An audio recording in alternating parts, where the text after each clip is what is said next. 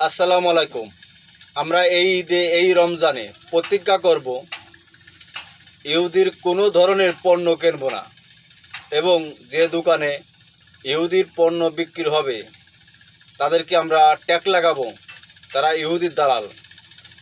যেমন উন্নত ইসলামিক যে দেশগুলো আছে তারা যেমন আমেরিকার দালালি করে, তারাও ইহুদির দালাল।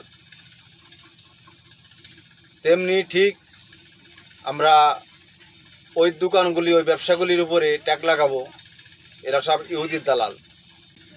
যারা জানে বুঝে ইসরায়েলের পণ্য কিনবে তারাও ইহুদির দালাল, এবং যারা জানেন না যে কোনটা ইহুদিদের ইসরায়েলের পণ্য তারা জানবেন। এখন তো সহজ জানা, ইন্টারনেটের মাধ্যমে বা বিভিন্ন ধরনের ওয়েবসাইটের মাধ্যমে আপনারা জেনে নেবেন কোনটা ইহুদির পণ্য, কোনটা ইন্ডিয়ান পণ্য, কোনটা পাকিস্তানি পণ্য, কোনটা বাংলাদেশের পণ্য। এগুলো জানে বুঝে তারপরে আপনার পণ্য কিনবেন।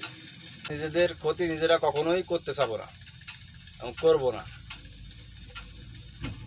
আসসালামু আলাইকুম।